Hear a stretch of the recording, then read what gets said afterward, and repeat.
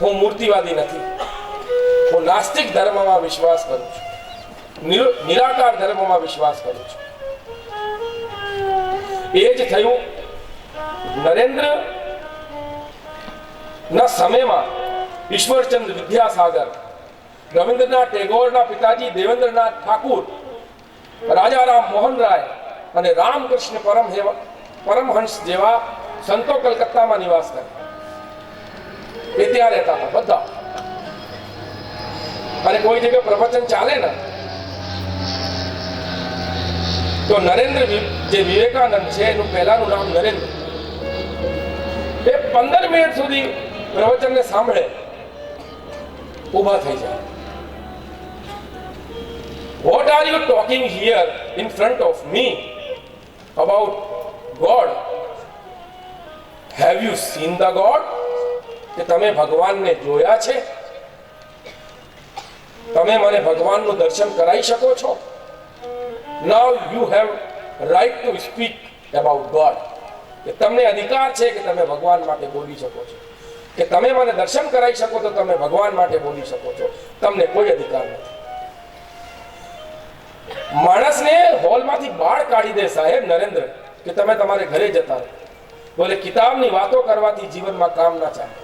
આ તો બધા શાસ્ત્રોમાં લખ્યું છે કે ભગવાન છે. Have you seen the God? Can you see the God? I want to see the God. તમે દર્શન કરાવશો મને? એક જગ્યા નથી, આવું કહેવાય છે ઘણી બધી જગ્યા નરેન્દ્ર ગયો. પછી એને ખબર પડી કે રવિન્દ્રનાથ ટેગોરના પિતા દેવેન્દ્રનાથ ઠાકુર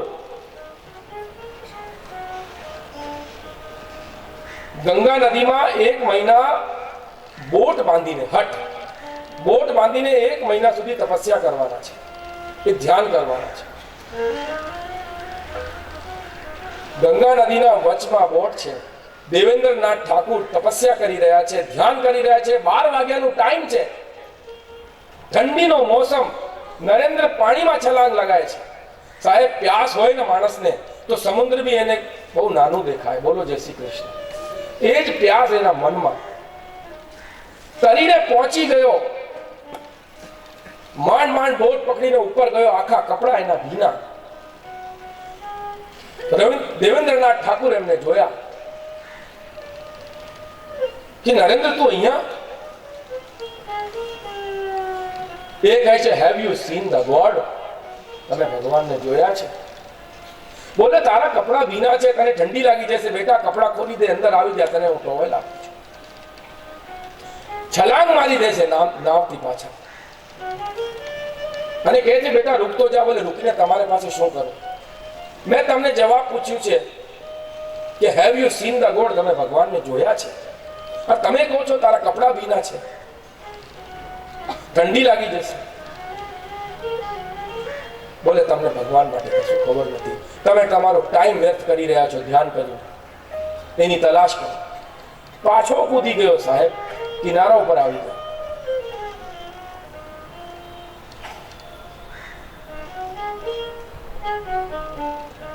અને જતા જતા શું કહે છે ખબર છે? I didn't mean to insult people. તમારી મારે ઇન્સલ્ટ કરવા માટે નથી આવ્યો, મારે સત્યને જાણવાનું છે. Have you seen the God? પછી કોઈકે એમને કહ્યું કે રામકૃષ્ણ પરમહંસ જે મહાકાલી ઉપાસક છે અને બહુ વિદ્વાન છે પણ જ્ઞાની નથી, પરમહંસ છે. બોલે કાલી ઉપાસક છે, મૂર્તિ પૂજામાં હું વિશ્વાસ નથી કરતો, તો વેદાંતમાં વિશ્વાસ કરું છું. મળી ગયું. લેમેનની લેંગ્વેજમાં એ વાત કરે. લેમેન એટલે દેહાતી લેંગ્વેજ. Was talking. એના પાસે ગયા. રામકૃષ્ણ પરમહંસ લોકોને જ્ઞાન આપી રહ્યા હતા, સત્સંગ કરી રહ્યા હતા.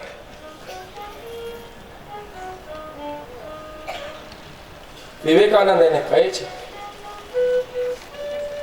નરેન્દ્ર, તમે ભગવાનને જોયા છે?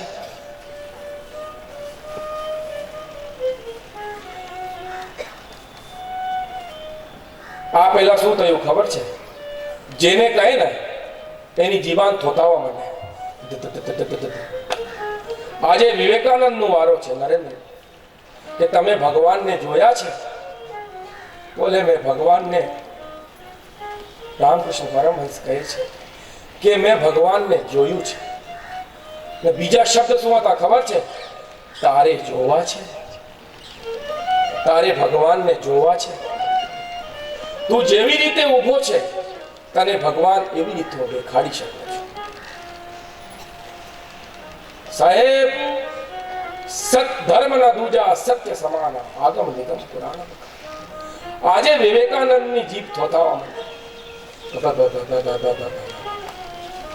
વિચાર શૂન્ય થઈ ગયું નરેન્દ્ર. સત્ય સામે જઈને માણસ વિચાર શૂન્ય થઈ ગયો છે. કાલે આચાર્ય પૂજીચરણ કહ્યું ને કે કનૈયા ઉપર એટલું વિશ્વાસ કે ઇન્દ્રની પૂજા નથી કરવી એટલે નથી કરવી. આપણે પહોંચી ગયા ગોવર્ધનની પૂજા કરવા માટે, અને એ અનન્ય વિશ્વાસ બ્રજમંડળની રક્ષા કરી લીધી અને કનૈયા રક્ષા કરી. એ જ નરેન્દ્ર આજ એની જીભ થોતા છે. મારે જો શું કહે સાહેબ, મોકલી દીધું માની મૂર્તિના આગળ, ઉભો થઈ ગયો. 15 મિનિટ પછી પાછા પરમહંસ પહોંચ્યા. માની અને નરેન્દ્રની વચ્ચે ઉપજાઈને ઉભા થઈ ગયા. કહેવાય નહીં સાહેબ, નરેન્દ્રની આંખોની પલકો છે ને, ગોપીઓ કહે છે આ પલક છે ને એ બી પ્રભુ તમે આ લઈ લો. એ જે ઝપકીને પાછી ખોલે ને એ ક્ષણ સુધી તમારા દર્શન નહીં થાય તો મારે હૃદયમાં તડપણ થઈ જાય છે કે તમે પાછા જતા ના. પરમહંસ આવીને બેસી ગયા. એ ક્ષણ ચરણોમાં આવીને રડે છે નરેન્દ્ર અને લખે છે એ રાત્રે, here is the person who tells me that I have seen God. Not only I have seen God, but I can make you see God. Here is the person who tells me that I have seen God. Not only I have seen God, but I can make you see God. આપ ગુરુ આજે મને મળ્યા કે હું તને, here is the person who tells me that I have seen God, કે મેં ભગવાનને જોયા છે, બટ હું તને પણ દર્શન કરાવી શકું છું. અને એમને મને આજે દર્શન કરાવ્યું. આપણા બધાના હૃદયમાં અગ્નિ છે, એના ઉપર વાસનાઓની, વિકારોની, કામનાઓની રાખ પડી છે. અને જ્યારે એ રાખ આપણા હૃદયમાંથી નીકળી જાય તેને ગુરુ જ કાઢી શકે. વિવેકાનંદને જ્ઞાનની જ્યોતિ પ્રગટાવી દીધી. મનનું મેલ મારું કાનાથી, બુદ્ધિને પરણાવી મેં તો તારાથી. મનનું મેલ મારું કાનાથી, બુદ્ધિને પરણાવી મેં તો તારાથી. મનના રાગ છોડી આવું છું, તનના ભોગ છોડી આવું છું. મનના રાગ છોડી આવું છું, તનના ભોગ છોડી આવું છું.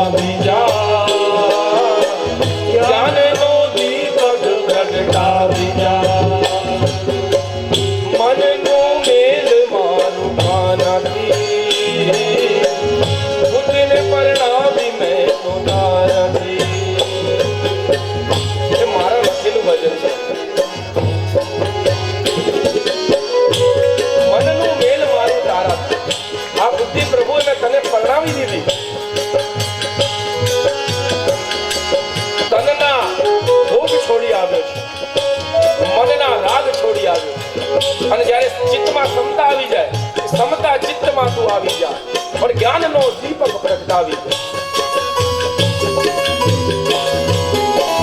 હૈયામાં આઠ ઝાંકી તારી રે, સેવાનું ફલ મારું બાકી રે. હૈયામાં આઠ ઝાંકી તારી રે, સેવાનું ફલ મારું બાકી રે. આત્મભાવથી પુકારું રે, સુરાની દીનતા હું માગું રે. આત્મભાવથી પુકારું રે, સુરાની દીનતા હું માગું રે. મનનું મેલ મારું ભાનાથી,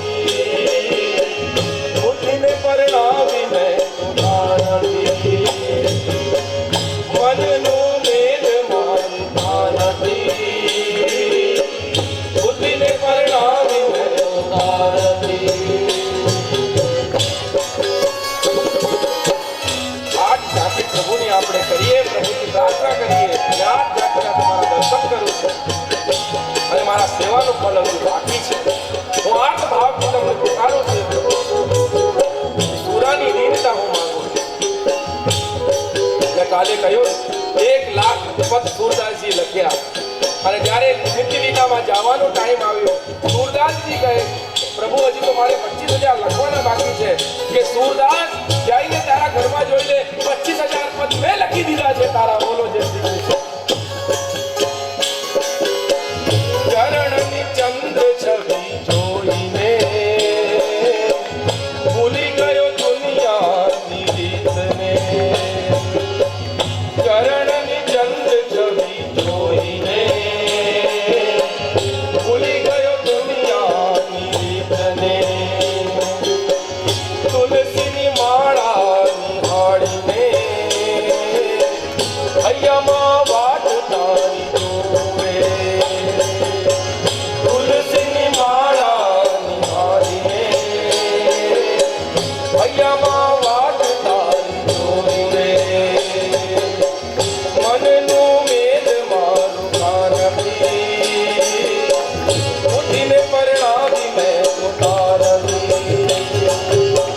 મનનું મેલ મારું ભાનથી, બુદ્ધિને પરણાવી મેં તુધારથી.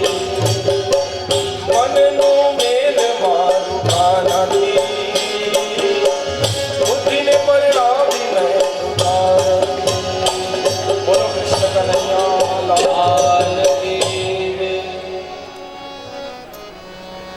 આ છે સાક્ષાત્કારની 5મી પરીક્ષા.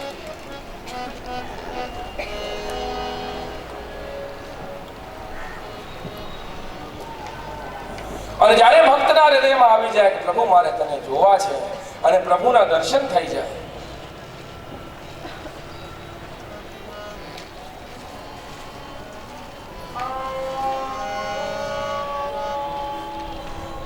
પછી તમારે જોડે આવીને પ્રભુ લીલા કરે, ઠુમક ઠુમક ચાલે, તમારે જોડે રાસ, તમે એને ભાવ જગતમાં ભોજન કરતા કરી શકો. તમે જે ભોગ લગાડો એ ભોગ લગાડો, માલાજી અર્પિત કરે તો એના મુખ સ્નાન. ક્યારે એ વાંસળી વગાડે અને ક્યારે ટેડી ચિતવનથી તમને જો.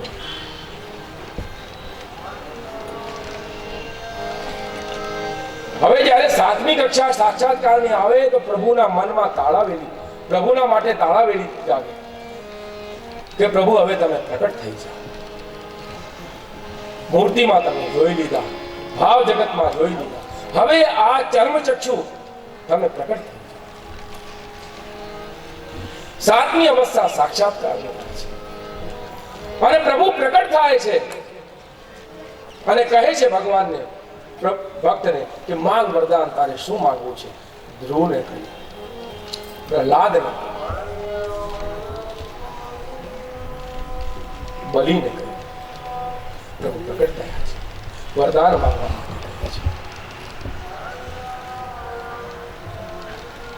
અને ભક્ત કહે છે, પ્રભુ મને કશું નથી જોઈતું, તમારી ઝાંકીના હું દર્શન કરું અને પરમાનંદ સ્વરૂપ છો, મારા હૃદયમાં આનંદ. You don't have right to give the condition to Krishna. Krishna love is unconditional. સાક્ષાત્કારની 8મી અવસ્થા આવે કે પ્રભુ પોતાની લીલાનું દર્શન કરાવે. પહેલા થઈ ગઈ એ લીલાઓ જે બ્રજમંડળમાં થઈ છે, એના પહેલા જે થઈ છે, એને જે લીલાઓ નથી થઈ એના પણ પ્રભુ દર્શન કરાવે. આ સાક્ષાત્કારની 8મી અવસ્થા છે. એક્ઝામ્પલ આપું. રસખાન મુસલમાન ભાગવતજીનું અધ્યયન કર્યું, બધું છોડી દીધું, કૃષ્ણમય થઈ ગયા. રસખાન નામ પડ્યું.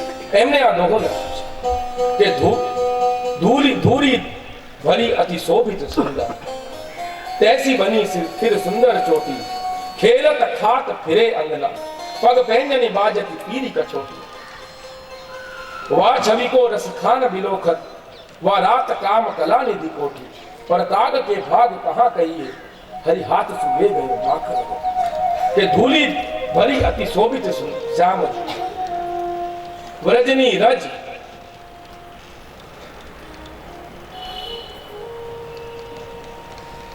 વ્રજની ધેનુ, વ્રજની રેણુ અને વ્રજમાં વેણુ, આ ત્રણનું મહત્વ છે.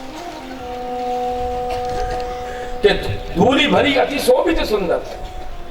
નંદ ભવનમાં આજે પ્રભુ લીલા કરી રહ્યા છે. આખા શરીર ઉપર એને માટીથી ભરાયેલું છે. આ રેણુ બહુ પસંદ છે પ્રભુ. માથા પર લગાડે છે, આખા શરીર પર એને ધૂળ છે. વ્રજની રેણુ છે. તૈસી બની ફિર સુંદર ચોટી. આંખ બંધ કરીને એક વખત આ આકર્ષિત કરવા વાળું એનો મુખ કમલ પ્રભુ, એના માથા પર ચોટી, શરીર ઉપર રેણુ છે, આખા શરીર પર ધૂળ છે. ખેલત ખાત ફિરે અંગના. પ્રભુ ખેલી રહ્યા છે નંદ ભવનમાં, દોડી રહ્યા છે. યશોદામાં એને બોલાઈ રહી છે, આ કાના માખણ ખાઈ. પગ પેંજની બાજતી પીરી કછોટી. પગમાં એને પાયજબ જે બાંધ્યા છે એ છન છન અવાજ કરી રહ્યા છે. અને પીળો પિતાંબર ધારણ કરાયું છે યશોદા માતા, અને એવા સુંદર તૈયાર કર્યા છે જઈને ધૂળ થઈ ગયા. વા છબી કો રસખાન બિલોખત, વા રાત કામ કલા નિધિ.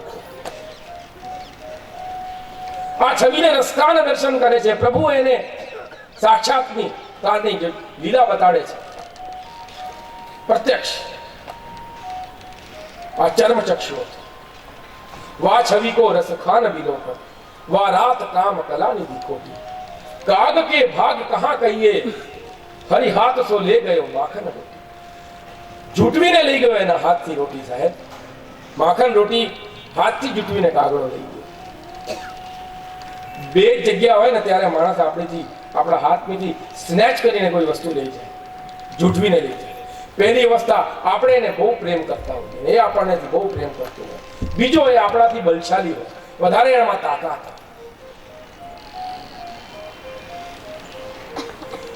છુમ છુમ પ્રભુ ચાલે.